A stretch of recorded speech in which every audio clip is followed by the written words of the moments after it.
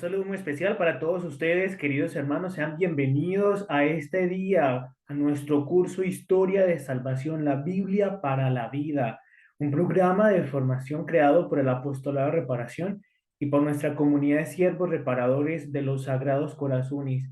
Estamos llegando ya a la recta final de este lindo programa que nos ha llevado por la historia de un pueblo que se llama Israel. De allí vienen los profetas, de allí vienen las profecías, de allí viene la alianza, un tema central para nuestro curso. De allí viene nuestro Señor Jesucristo, el judío, el israelita de raza.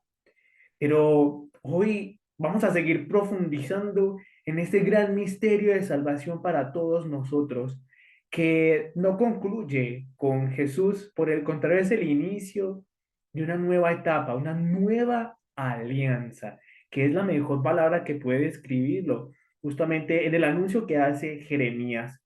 Hoy, mis hermanos, culminamos todo este proceso formativo y por eso esta clase de hoy es muy emocionante. Esta clase, estoy seguro, para nosotros nos quedará muchos interrogantes por resolver, que esa es la idea del curso. Es imposible abarcar tantos temas, pero que este sea como modo de pincelazo para que tú puedas seguir profundizando y también para que nos acompañes en los sucesivos programas formativos de nuestro apostolado de reparación. Quiero darte las gracias por haber participado y perseverado a lo largo de este programa. Y quisiera recordar un poco lo que veíamos en nuestro curso anterior, hablando un poco entonces en el significado de esta nueva alianza que Dios va a establecer en sí mismo, es ese misterio pascual. Y es que nos situábamos justamente en la última cena y cómo desde allí, en el Evangelio de Lucas particularmente, Jesús relaciona su, su Pascua, es decir, su paso de la muerte a la vida, como un programa de salvación para la humanidad, pero que se traduce en términos de nueva alianza, que remitían, veíamos, al profeta Jeremías, cuando allí en el capítulo 31 nos habla de una nueva alianza. Y vamos a recordarlo a partir de estas palabras del apóstol San Pablo en la primera carta a los Corintios. Él va a decir, y pronunciando la acción de gracias, lo partió y lo dijo, tomando el pan. Esto es mi cuerpo que se entrega por vosotros. Haced esto en memoria mía. Y lo mismo hizo con el cáliz después de cenar, diciendo, este cáliz es la nueva alianza en mi sangre. Haced esto cada vez que lo bebáis en memoria mía. Palabra de Dios, te alabamos, Señor. Y es que, mis hermanos, quiero recordarles un concepto importantísimo que ha abarcado nuestro curso bíblico, el de la alianza. Dios que hace pacto con la humanidad, Dios que hace pacto también con el pueblo de Israel particularmente, pero que ahora ese pacto se traduce ya en una nueva alianza que ya será sellada justamente en el misterio pascual, en ese misterio de la redención del hombre que se traduce justamente en la muerte de nuestro Salvador Jesucristo. Y es por eso que para nosotros se convierte en algo muy significativo, porque entonces el misterio pascual, traducido ahora en términos eucarísticos, viene a representar también para nosotros la actualización de ese sacrificio, es decir, lo hacemos presente justo con estas palabras, pero ese hacerlo presente es cuando Jesús viene también a hacer hoy concreto la alianza que Dios establece con nosotros por medio de su Hijo. Una alianza que viene a traducirse en que somos miembros de la familia de Dios. Una alianza que viene a traducirse en que es un don, un regalo del Padre para cada uno de nosotros. Un don que viene a traducirse, por ejemplo, en lo que nosotros celebramos. Y es lo que nosotros propiamente llamamos la liturgia en la iglesia. Y es que ella, Leo, nos permite entrar en el misterio pascual, porque como les decía, actualiza, hace presente la muerte y la resurrección de Jesús. Pero ahora no tiene un carácter solamente histórico puntual, hace 2000 años. Por el contrario, la liturgia al perpetuar en la Eucaristía ese misterio de salvación lo hace actualizante para ti y para mí, no como un solo recordatorio o con el ser memorial viene a significar mucho más que el recordar. Ese hacer presente es hacerlo vivo, real. Por eso hablamos de la presencia real, pero también la presencia de Jesús con su gracia que actúa a través de los sacramentos, signos sensibles que nos otorga y nos regala la gracia de Dios. Y por eso relacionábamos justamente este concepto de la nueva alianza con la Eucaristía, pero también con el bautismo, como lo vamos a ver más adelante. Y es que veíamos entonces que Jesucristo viene a, por así decirlo, a renovar todas las cosas, como decimos en la Escritura. Pero esas nuevas cosas viene a traducirse, de nuevo la palabra traducirse va a ser protagonista hoy, parece. Esa nueva alianza en Jesús viene a representar para nosotros un nuevo nacimiento. Y por eso vamos a partir en adelante de diferentes sucesos importantísimos y representativos para la historia de Israel a la luz del concepto de la nueva alianza. Y por eso un primer paso sería entonces la alianza en la creación. Y todavía estamos un poco recordando nuestra última clase. Y es que entonces a Jesús también lo llamamos el nuevo Adán, porque con su muerte en la cruz viene a derrotar el mal, el pecado, ¿por medio de la qué? De la obediencia al Padre. Y por eso en la imagen veíamos cómo Jesús, después de la resurrección, descendiendo al lugar de los muertos, como decimos en el credo, viene en este hermoso ícono a sacar de ese lugar de la muerte a Adán y Eva, que justamente es lo que representamos también en la vigilia pascual, allí en el pregón. Cuando Él viene a rescatar, representado en Adán y Eva, la humanidad caída del pecado. ¿Recuerdan ustedes Génesis 3? Pues esa desobediencia de Aníbal viene a, por así decirlo, a ser reparada en la obediencia a Jesús al Padre. ¿Cuál obediencia al Padre? Pues recordemos lo que sucede en Lucas, justamente también en el capítulo 22, en versículos 36 y siguientes. Padre, que no se haga mi voluntad sino la tuya, pero si quieres aparta de mí esa copa. ¿Recuerdan la agonía de Jesús? Pues justamente es esa santísima humanidad de Jesús que sabe lo que va a sufrir, que conoce el precio de la redención del hombre, que a pesar de ese sufrimiento que le causa ese sudor como gotas de sangre, pero a pesar de eso él hace, desea, ha nacido, ha estado en medio de nosotros para eso, para hacer la voluntad del Padre. En él no cabe una respuesta negativa. Y por eso, por su obediencia, nos otorga para nosotros la justificación y la vida eterna. Pero es que veamos también que en Jesús es el cumplimiento también de esas promesas que veíamos en en la alianza que se da en la nueva humanidad de la familia de Noé. El llamado que Dios les da a hacer una nueva humanidad después de la purificación del diluvio. Y justamente esa purificación nos va a hablar del sacramento del bautismo, es lo que los padres de la iglesia han relacionado. Las aguas que purifican la tierra, de la misma manera el bautismo que a nosotros nos purifica y destruye en nosotros la vieja humanidad para hacer una nueva creación en nosotros. Ese es el bautismo que nos hace hijos de Dios.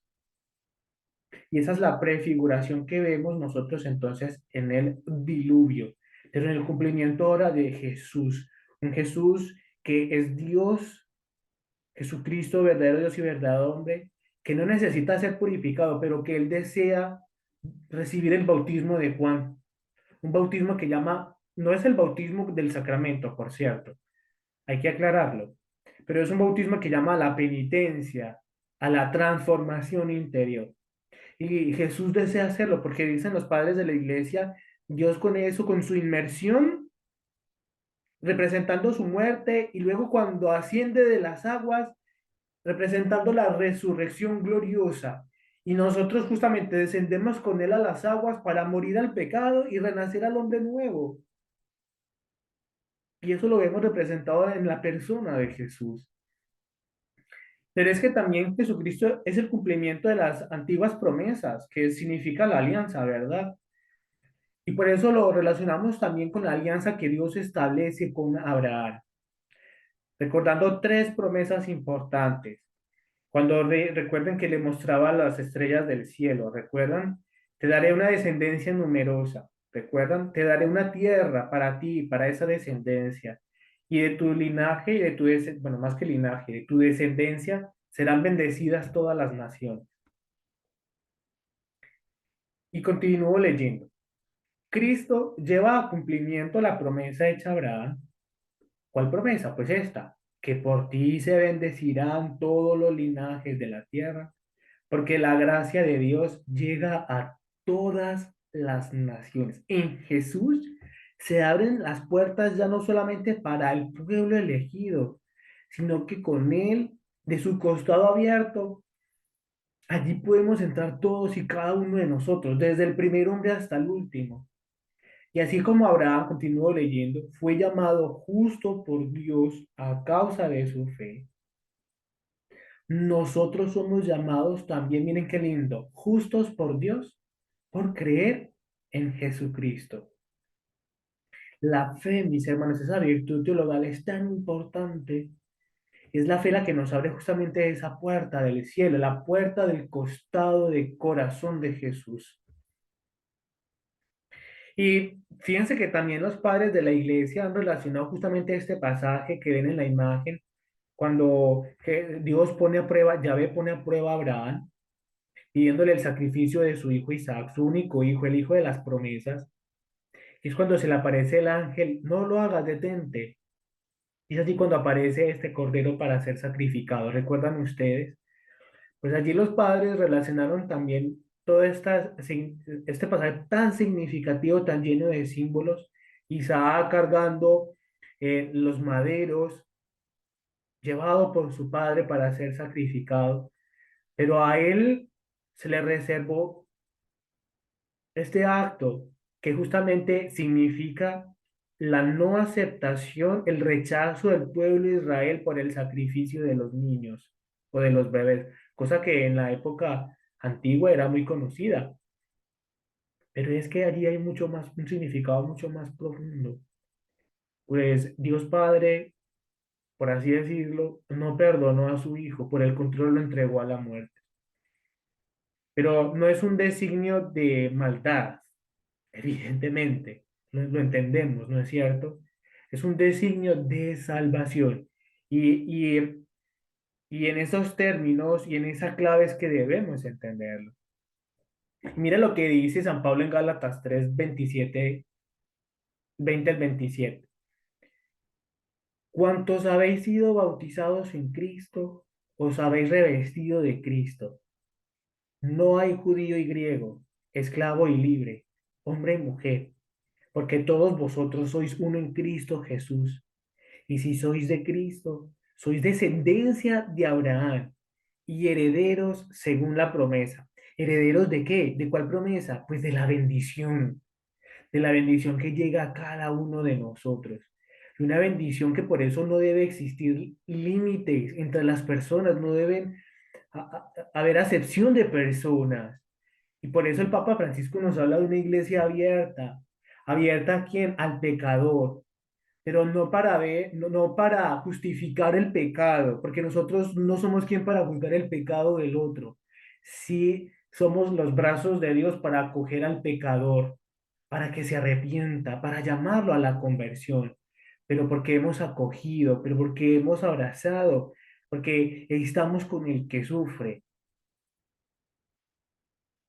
Y fíjate que esto es muy importante porque se relaciona con Jesús como el nuevo Moisés. Esa historia de salvación que va continuando ya no solamente desde la creación, de esos relatos de la creación, pasando por los patriarcas, ahora viene a configurarse en estos términos de la alianza que Dios pacta con Moisés y el pueblo de Israel.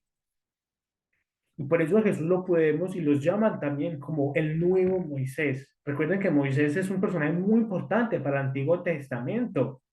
Es el que ha visto a Dios cara a cara, a quien le resplandecía su rostro, quien ha recibido la ley, la Torá, aquel con quien habló con Jesús en el monte Tabor o en el monte de la Transfiguración. Y es que fíjate que con Jesús se nos conduce a un nuevo y más grande éxodo. Recuerden que Moisés tiene la misión de conducir al pueblo de la esclavitud a la libertad. ¿Recuerdan ustedes? La libertad de Egipto. Pero que para nosotros eso se revierte en un momento de gracia y bendición. Y es lo que leemos nosotros justamente en el Evangelio de Lucas, allí en la transfiguración. De repente, dos hombres conversaban con él, con Jesús. Eran Moisés, la ley, y Elías, los profetas, que apareciendo con gloria, o sea, resplandecientes, hablaban de su éxodo. ¿De cuál éxodo? El éxodo de Jesús. Éxodo es sinónimo de paso, de liberación. Que Jesús iba a consumar. Fíjense esa palabra tan importante. No es realizar, no hacer, consumar en Jerusalén. Consumar relacionado con esa oblación, con esa entrega, el éxodo, el paso, la Pascua. Por eso no nos quedamos en la muerte, nos quedamos en una muerte gloriosa, como dice también San Pablo, a la luz por la cruz. Y es que fíjense, Jesús, Jesús se entrega a sí mismo. Se me olvidó agrandar la imagen porque me emocioné. Jesús se entrega a sí mismo como el Cordero Pascual para liberarnos del pecado y de la acción del demonio, para liberarnos del pecado y de la acción del demonio. Fíjate qué importante eso. Jesús el Cordero Pascual. ¿Ustedes se imaginan eso? Jesús el Cordero Pascual. Y es lo que para nosotros se reviste de mucho significado, porque esto me hace recordar, por ejemplo, lo que celebramos en la Pascua. Y ahí viene esas fechas tan importantes para nosotros. Y me hace recordar particularmente en la vigilia pascual. Oh, y escuchamos en el pregón, oh feliz culpa que mereció tan gran redentor. Oh feliz culpa. Pero esa feliz culpa que nosotros, no es que podamos sentir felicidad por el pecado, pero es que justamente a través del pecado es que Dios se nos manifiesta a través de su Hijo para nuestra redención.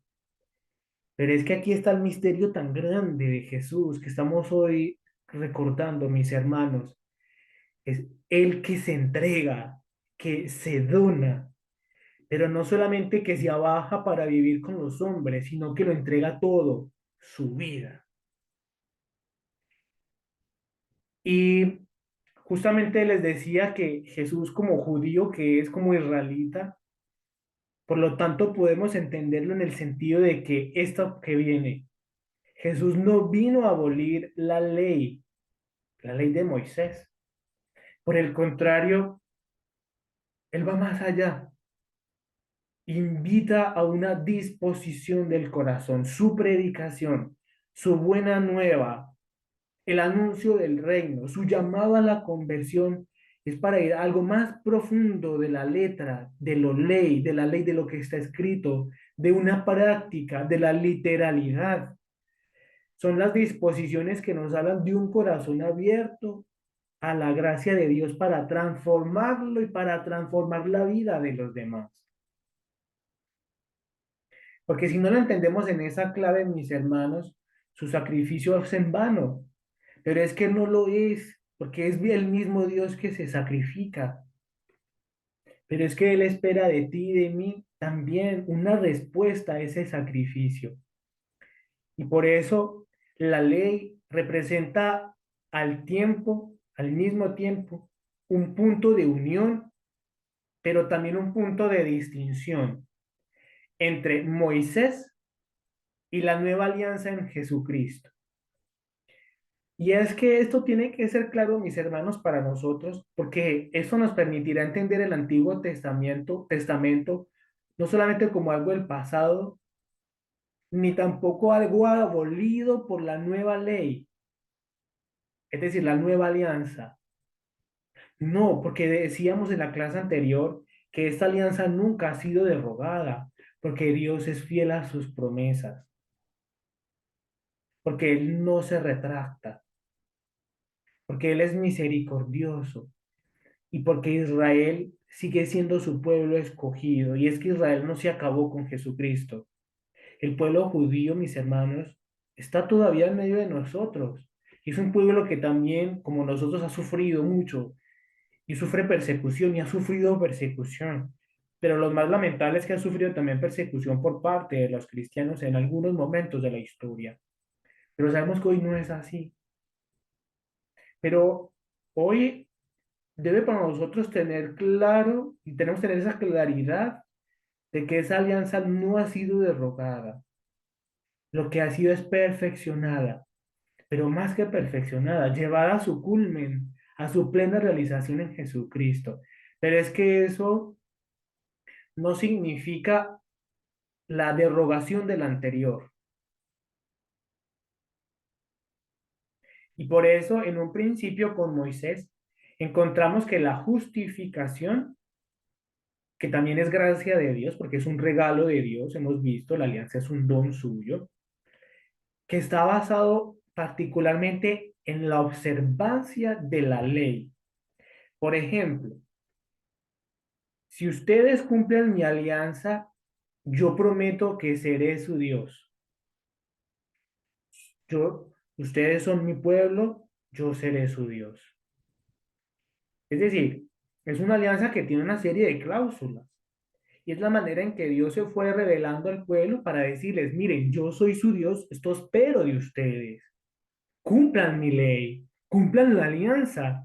Y es lo que leemos a lo largo de la escritura, en los jueces, en los reyes, en luego en diferentes momentos de la historia, después cuando vienen los macabeos, en la época de Jesús, cuando cuando descubrimos de que el pueblo no cumplió la ley, se alejó de Dios, se abrió, por así decirlo, a otros dioses,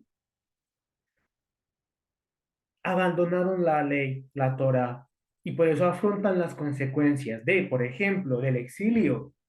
El pueblo atribuía al exilio, es decir, la destrucción del templo y de Jerusalén y la deportación a Babilonia como un castigo de Dios porque han abandonado la ley. Pero lo que ellos van descubriendo ahí es que deben retornar a Dios. Y es lo que espera el Señor del pueblo de Israel. Pero es que acaso eso no es lo que espera de ti y de mí. Por eso nosotros todavía tenemos mucho que aprender de este Antiguo Testamento, de esta antigua alianza. Y ahora, con el Cordero Inmolado, encontramos la justificación, nuestra salvación, basada en la gracia de Dios, un don de Dios, pero a través de la fe en Jesucristo. Esto es muy importante entenderlos y entonces nos da un poco para distinguir la antigua alianza y la nueva alianza. Antigua entre comillas, ya entendemos de que es una alianza de que ha sido renovada, pero que no ha caducado, ¿verdad? Porque Dios mantiene fiel a sus promesas. Entonces recuerden aquí esta doble dimensión de la ley, una ley que ha sido transmitida al pueblo de Israel a través de Moisés, pero que con Jesucristo el Verbo encarnado viene a redescubrirse, viene a renovarse, viene a perfeccionarse. Como dicen Gálatas, pero San Pablo, pero sabiendo que el hombre no es justificado por las obras de la ley, sino por la fe en Jesucristo, también nosotros hemos creído en Cristo Jesús para ser justificados por la fe de Cristo y no por las obras de la ley, pues por las obras de la ley no será justificado nadie. Entonces, por ejemplo, ustedes recuerdan que con Abraham un signo de esa alianza era la circuncisión. Y de ahí en adelante un signo de los judíos, sobre todo después del exilio, muy fuertemente se concretará como pertenencia al pueblo judío la circuncisión de los varones. Y eso hace parte de la ley, de las tradiciones de Israel aún todavía. Y por ejemplo de otros pueblos como los musulmanes. Pero es que el hecho de circuncidarse no implica de por sí un, una salvación concreta de mi historia de vida. Es un signo importante, sí, por ejemplo, para los judíos, pero por el hecho de la circuncisión material no quiere decir de que yo ya esté salvado. Y por eso los profetas les decían a los israelitas, hay que Dios que circunciden su corazón, es decir, apártense del mal y ábranse al bien, acojan la ley, pero una ley que se preocupa, por ejemplo, del pobre, del necesitado, de la viuda, del huérfano. Esa es la ley que Dios también esperaba de su pueblo. Y es que Pablo niega rotundamente que la justificación entonces sea asociada con la observancia de la ley, como por ejemplo lo que les acabo de mencionar. La justificación acaece entonces solo por la fe en Jesucristo. Pero hay que reflexionar, mis hermanos, un poco al respecto, porque también no solamente con decir creo en Jesucristo ya estoy salvo.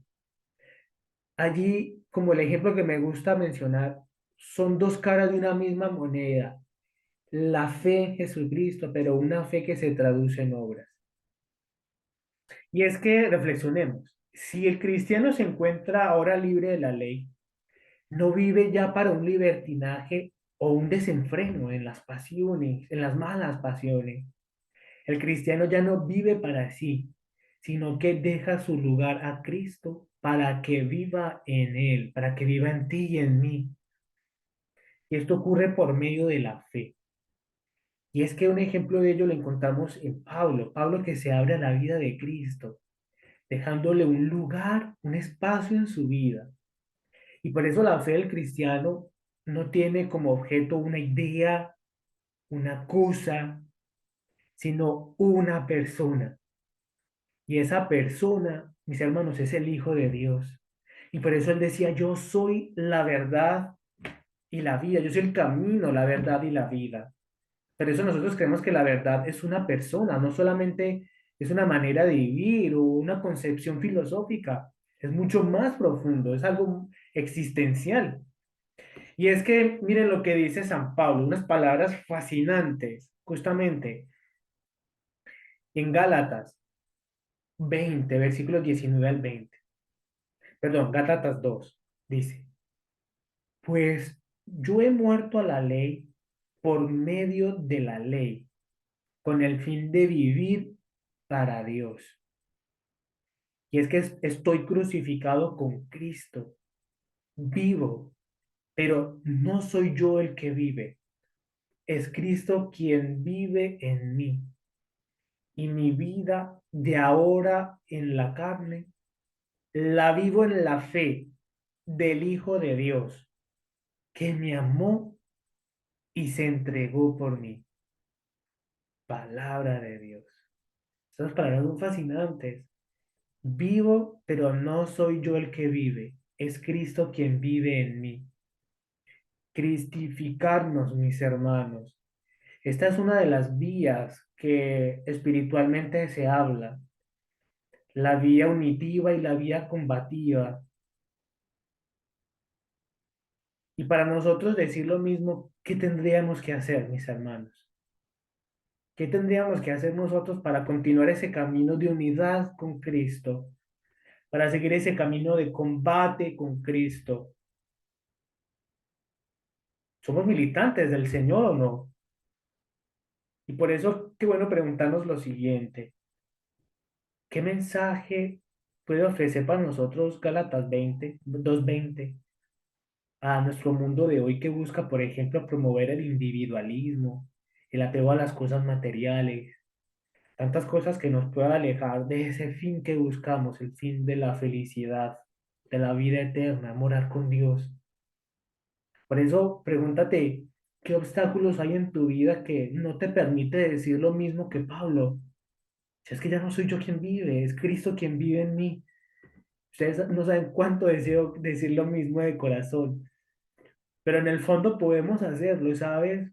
Cuando recibimos a Jesús en la Eucaristía, tenemos el privilegio de que Jesús está con nosotros, no solamente de manera espiritual, porque así creemos. Si Dios no estuviera en nosotros, dejaríamos de vivir. Pero cuando lo recibes sacramentalmente en la Eucaristía, te alimentas del cuerpo y la sangre de Cristo, eres un receptáculo de Dios, eres un sagrario viviente, eres portador de Dios. Pensemos también, ¿qué podríamos pensar sobre qué sería lo más adecuado de decir? ¿Cristo nos da la respuesta a nuestra existencia? ¿O por el contrario, Cristo es la respuesta a nuestra existencia? Es decir, Cristo responde a lo que nosotros somos, o Cristo responde a lo que nosotros podamos ser, aspirar, a lo que nosotros hemos sido y hoy somos. ¿Qué dirían ustedes? ¿Son distintas preguntas o son lo mismo?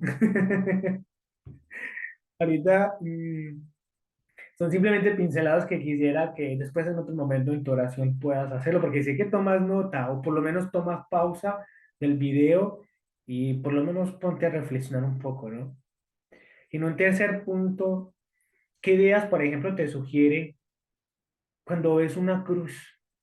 Cuando vemos una cruz en las iglesias, cuando ves la cruz de tu altar en tu casa, que ojalá puedas tener.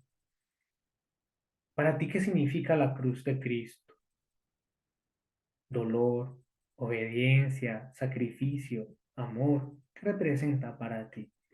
Tú puedes decir, sí, hermano, todas. Pero ponte a pensar en estos momentos, ¿cuál ha sido más significativa para ti?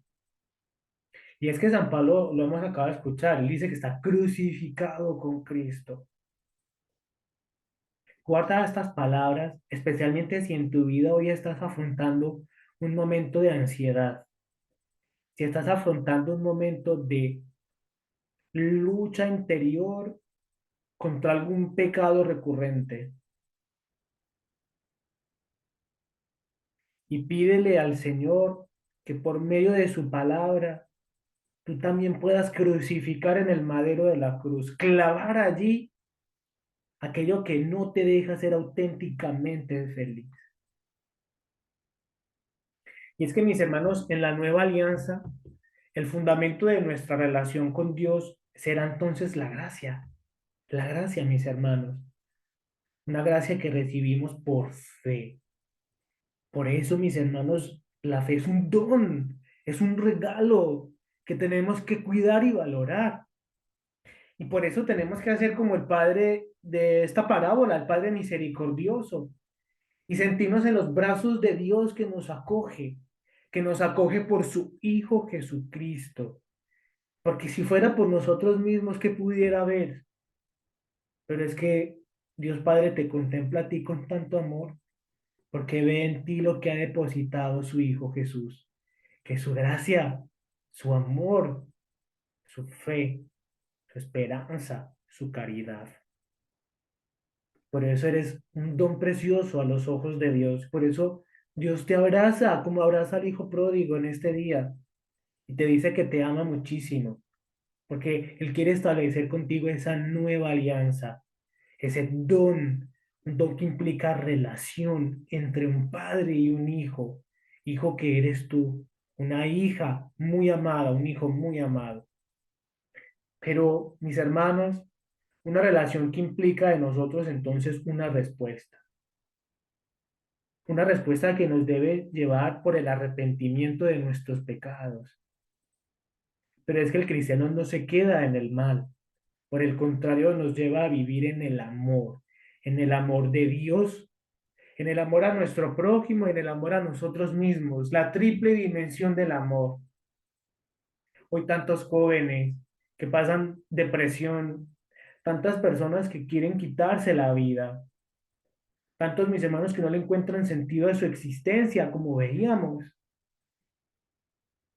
¿Qué decir de un San Pablo que fue azotado, flagelado, tantas veces vituperado, ofendido, pasando pobreza? Él mismo lo dice, pasando hambre, necesidad, frío, calor, agotamiento, preocupación por las iglesias, tantas situaciones que en el fondo él pudo decir con un convencimiento pleno, ya no soy yo quien vive, es Cristo quien vive en mí. ¿Y sabes por qué lo pudo decir? Porque en él estaba la gracia de Dios, porque tenía fe, pero porque amaba mucho.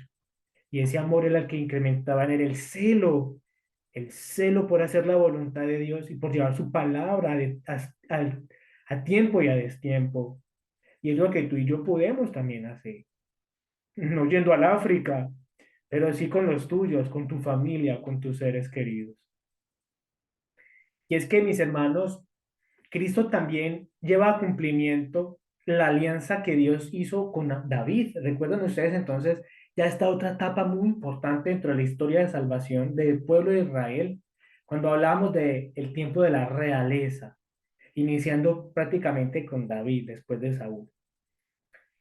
Y es que la promesa de una dinastía eterna, que es lo que, en pocas palabras, Dios le promete a través del profeta Natán a David, una dinastía eterna que a simple vista se derrota con un momento muy oscuro de la historia de Israel, como les he dicho varias veces, la caída y el exilio del reino del sur de Judea en el 586 a.C., el exilio a Babilonia. Allí se terminan 4 siglos, casi 400 años de la dinastía davídica. Y en parte el Señor le cumple esa promesa. Tu reino permanecerá, tu linaje, pero un linaje eterno. ¿Cómo entender esas palabras, mis hermanos? ¿Acaso Dios se olvidó de esa alianza? El pueblo, después de 70 años, retorna a la tierra de Canaán. Pero es que, y a pesar de que pudieron reconstruir el templo y la ciudad, pasaron momentos muy oscuros también. La invasión de los griegos, que terminó la invasión persa, ¿no? Después, el reino de los Asmodeos, ¿recuerdan ustedes? Propiamente una dinastía dentro del pueblo de Israel, pero que se vio opacada por guerras internas y civiles y que justamente termina con la dominación romana, que viene entonces la época de Jesús. Pero, y después del 586 ya no existe la dinastía de David, pero sí sus descendientes. Y por eso los evangelios se esfuerzan por demostrárnoslo, esa descendencia de Jesús, esa descendencia davídica. Y por eso cuando él entra a Jerusalén, entra en un borrico. Toda esta representación, todos estos signos que nos hablan de esa realeza y por eso el pueblo con júbilo le recibe, Hosana al hijo de David.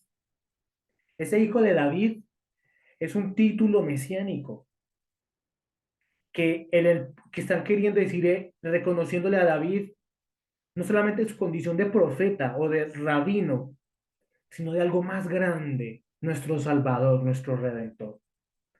Era un Redentor que muchos pensaron que era liberarlos del pueblo de Roma, pero no, no es ese reino que Dios quiere establecer.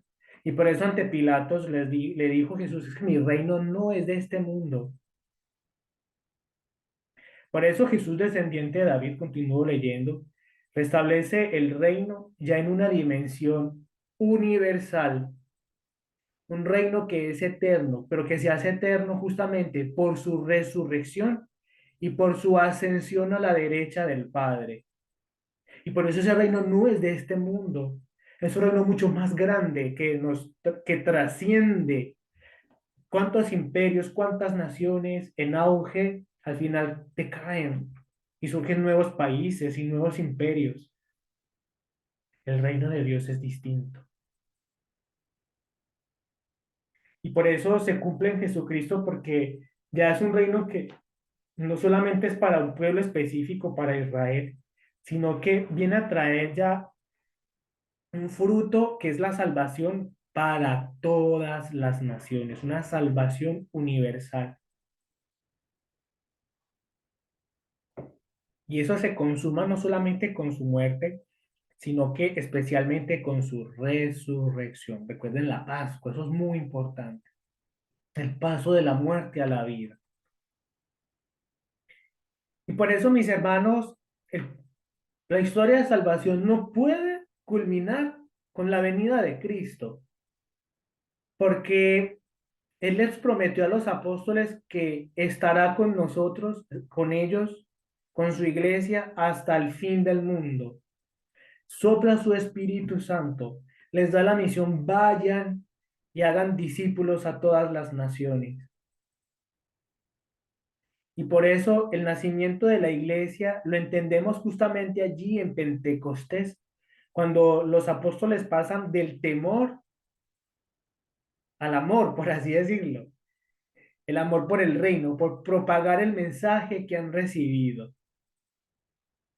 Un Pentecostés que es el nacimiento de la iglesia, que ocurre a través de María, la madre de la iglesia, madre de Pentecostés.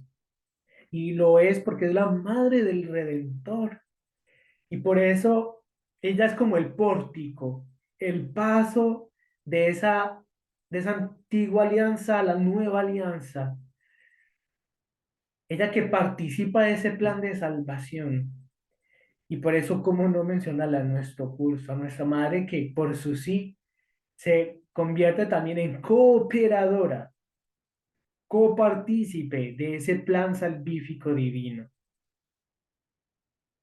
Y por eso a ella le debemos mucho, mis hermanos. Y así como su Hijo Jesús está con nosotros, donde está Él, está ella. Por eso ella también acompaña a su iglesia. Y es por eso que allí en Pentecostés ella está orando con los apóstoles. Porque ella nos acompaña, nos cuida, nos protege. Y por eso la iglesia puede entenderse también como el pueblo de la nueva alianza. Y es que en primer lugar, con Jesús han llegado los tiempos finales, pero no es el fin de la historia. Por eso se habla con Jesús de la plenitud de los tiempos. Con él ha iniciado los últimos tiempos, queriendo decir que ya no habrán más. Ya es la máxima revelación del Padre. Después ya no hay más, ya no hay otra revelación. Y por eso se habla de los últimos tiempos inaugurados en Cristo. No he entendido los últimos tiempos como hoy lo entendemos una corriente apocalíptica, sino entendida justamente en el tiempo de salvación. Ya es el tiempo de salvación como lo entendemos ahora. Pero que sí es verdad que vivimos momentos difíciles, mis hermanos, un contexto más que trágico y difícil, un momento de grandes crisis, de grandes pruebas. Pero justamente por eso lo digo, con María que nos acompaña, saldremos adelante. Venceremos, porque nuestra es la victoria. Con Jesús, Leo, han llegado los tiempos finales, como les decía. La historia de la salvación continúa. Conoce una nueva dilación, una nueva apertura, un tiempo de espera latente, de paciencia. Esta dilación la ocupa ahora el tiempo de la iglesia.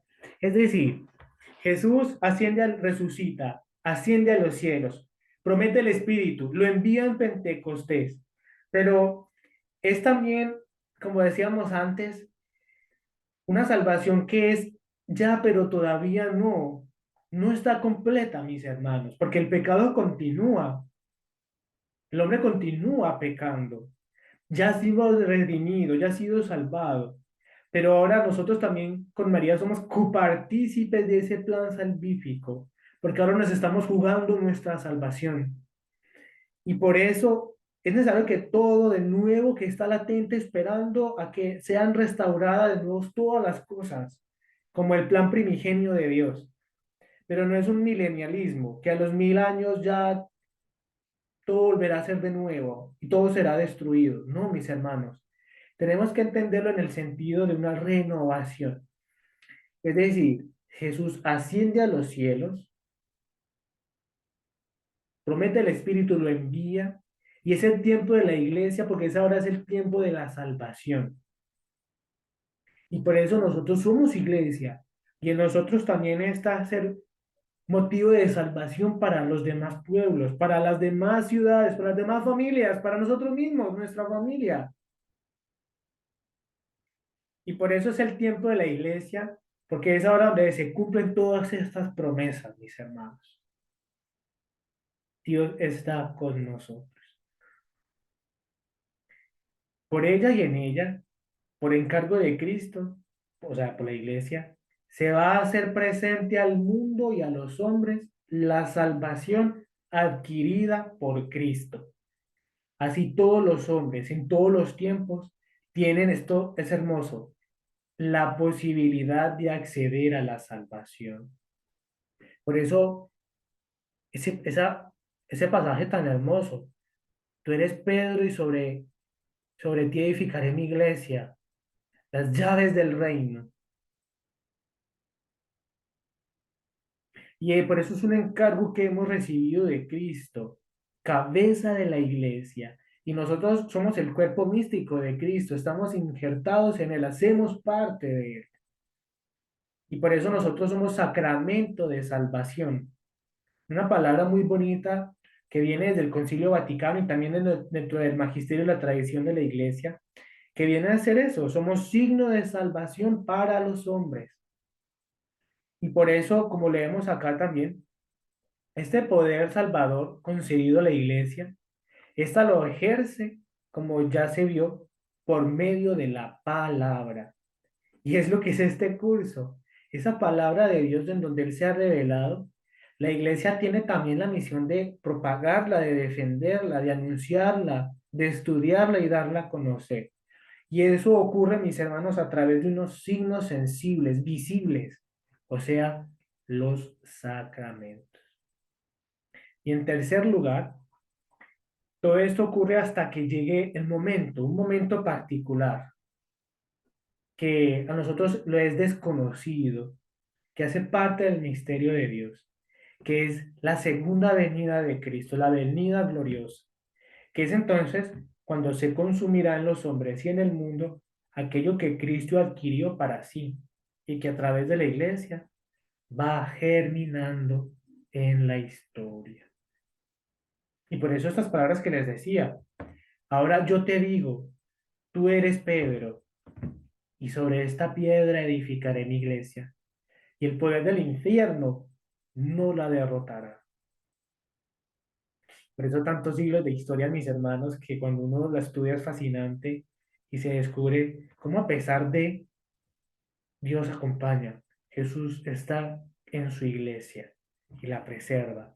A pesar de que es una iglesia formada por pecadores, es verdad, pero una iglesia también de redimidos, pecadores pero redimidos, que contamos con la gracia de Dios, no me cansaré de decirlo.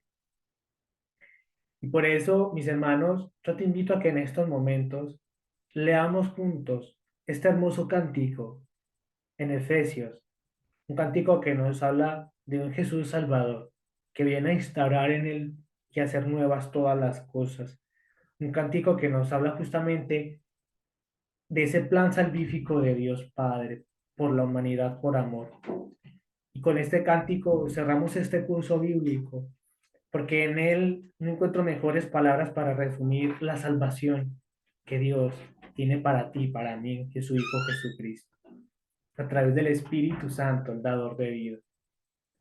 Y le damos juntos.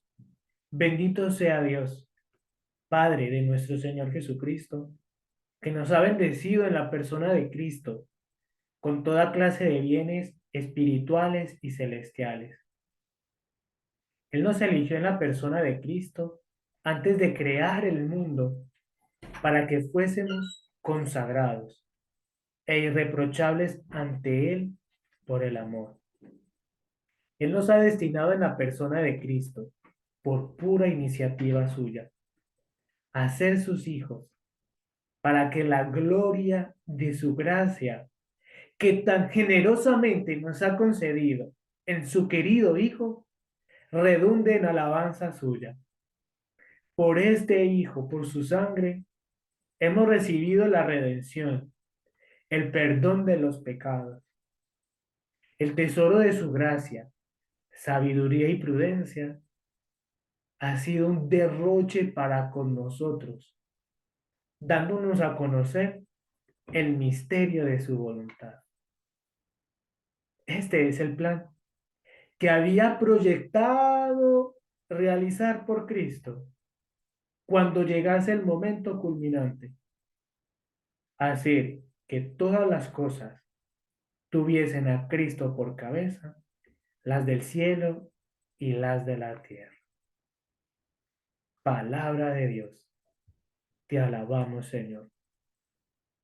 Y al Señor le damos gracias. Gracias, Señor, por este curso bíblico. Consagramos a vos y al Inmaculado Corazón de María todos sus frutos. A todos ustedes, queridos hermanos. Y lo hacemos para una abundante cosecha, en bien de cada uno de nosotros y de nuestra iglesia. Para la gloria de Dios. Amén. En el nombre del Padre, del Hijo y del Espíritu Santo. Amén.